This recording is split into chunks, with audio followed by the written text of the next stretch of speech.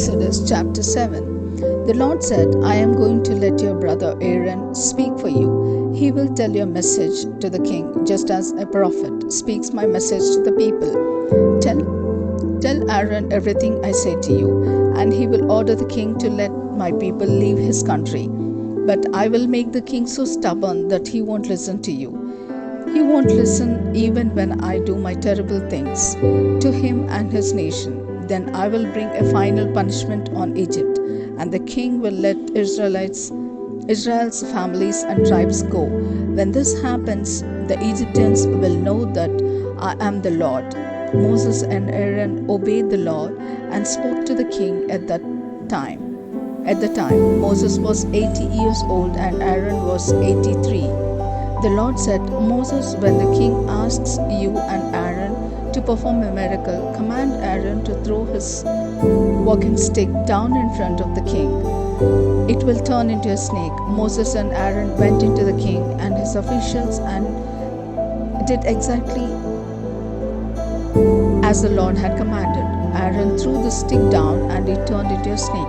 Then the king called in the wise men and the magicians who used their secret powers to do the same thing. They threw down sticks and turned into snakes, but Aaron's snake followed theirs. The king behaved just as the Lord had said and stubbornly refused to listen. The Lord said to Moses, the Egyptian king stubbornly refuses to change his mind and let the people go. Tomorrow morning, take the stick that turned into a snake, then wait beside the Nile River for the king. Tell him, the Lord God of the Hebrews sent me to order you to release his people so they can worship him in the desert. But until now you have paid no attention. The Lord is going to do something to show you that he really is the Lord. I will strike the Nile with the stick and the water will turn into blood. The fish will die, the river will stink, and none of you Egyptians will be able to drink the water. Moses then commanded Aaron to hold his stick over the water, and when he does, every drop of water in Egypt will turn into blood, including rivers, canals, ponds, and even the water in buckets and jars. Moses and Aaron obeyed the Lord. Aaron held out his stick, then struck the Nile. As the king and his officials watched, the river turned into blood, the fish died, and the water smelled so bad that none of the Egyptians could drink it. Blood was everywhere in Egypt. But the Egyptians' magicians used their secret powers to do the same thing. The king did just as the Lord had said. He stubbornly refused to listen. Then he went back to his palace and never gave it a second thought. The Egyptians had to dig holes along the banks of the Nile for drinking water, because water from the river was unfit to drink. Exodus chapter 8. 7 days after the Lord had struck the Nile, he said to Moses, go to the palace and tell the king of Egypt that I order him to let my people go, so they can worship me. If he refuses, I will cover his entire country with frogs. When the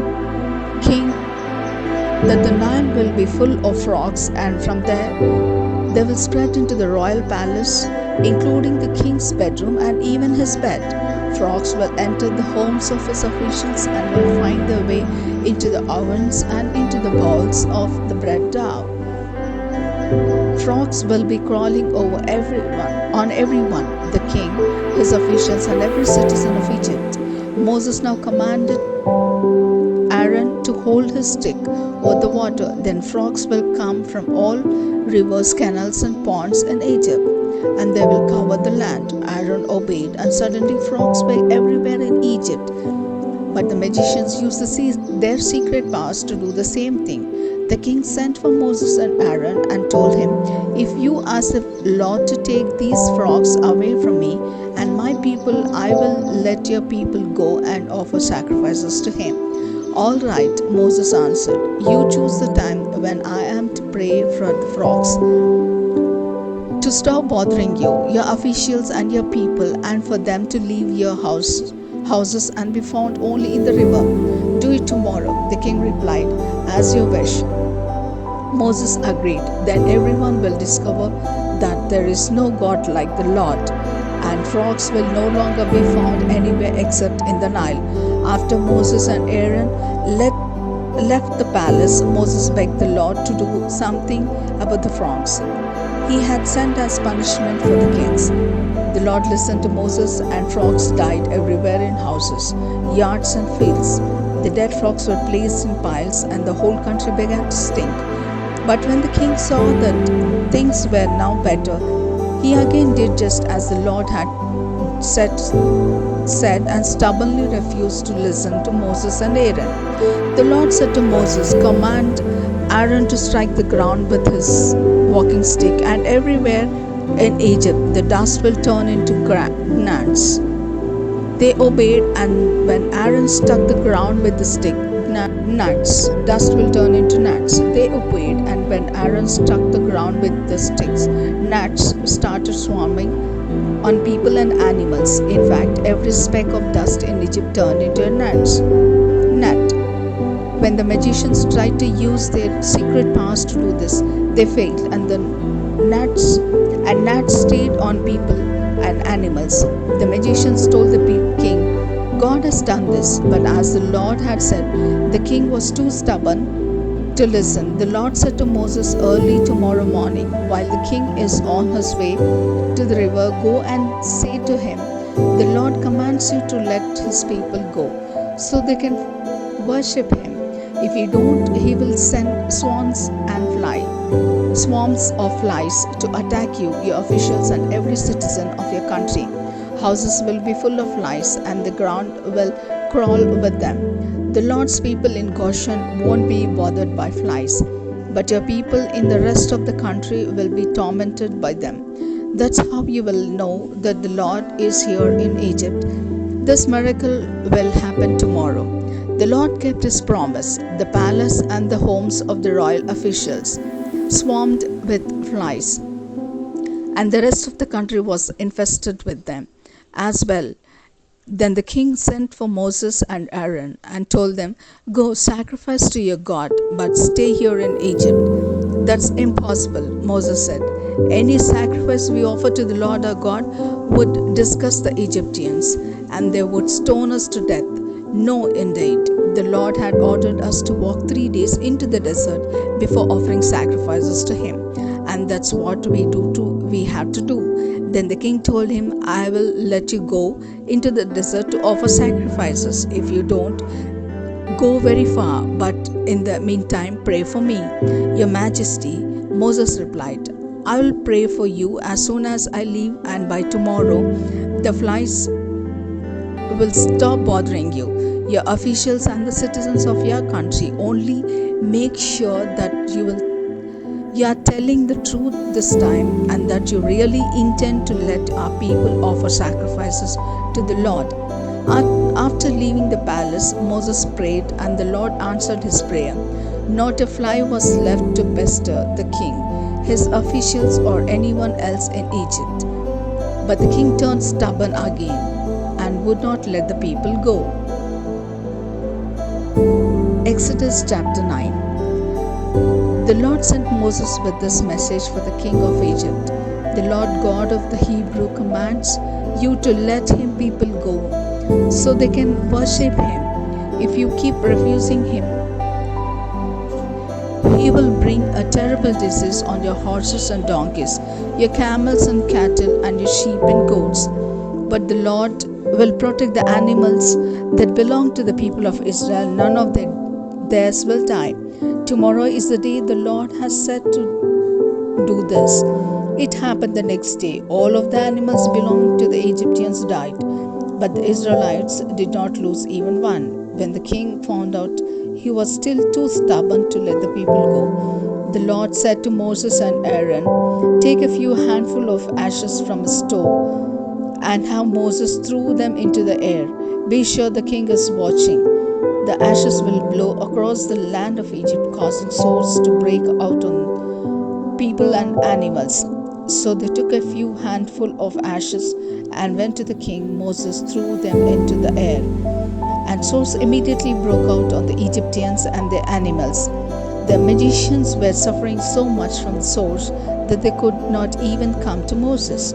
Everything happened just as the Lord had told Moses.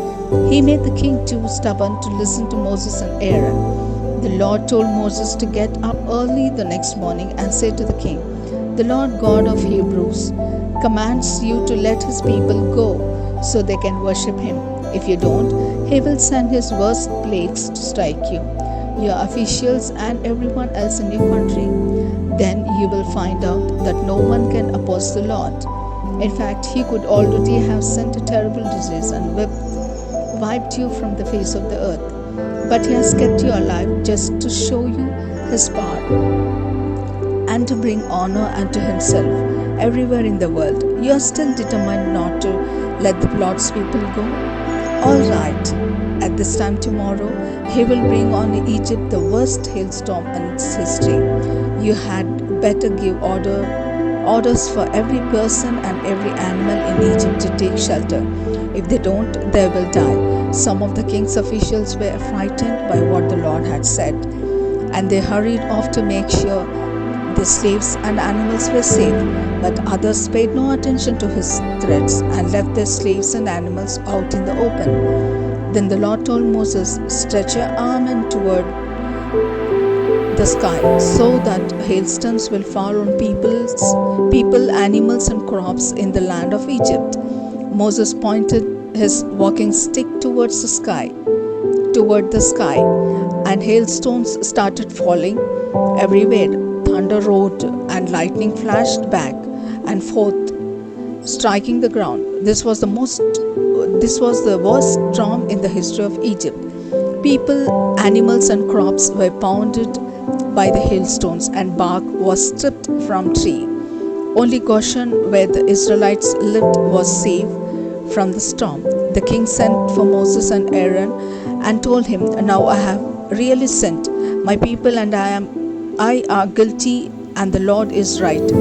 We can't stand any more of this thunder and hail. Please ask the Lord to make it stop. Your people can go. You don't have to stay in Egypt any longer." Moses answered, "As soon as I leave the city, I will lift my arms to pray. When the thunder and hail stop, you will know that the earth belongs to the Lord. But I am certain that neither you nor your officials really fear the Lord God."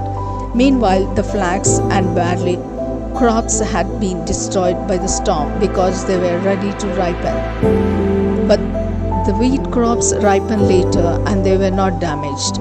After Moses left the royal palace and the city, he lifted his arms He lifted his arm in the prayer to the Lord, and the thunder, hail, and drenching rain stopped. When the king realized that the storm was over, he disobeyed once more. He and his officials were so stubborn that he refused to let the Israelites go. This was exactly what the Lord had said would happen.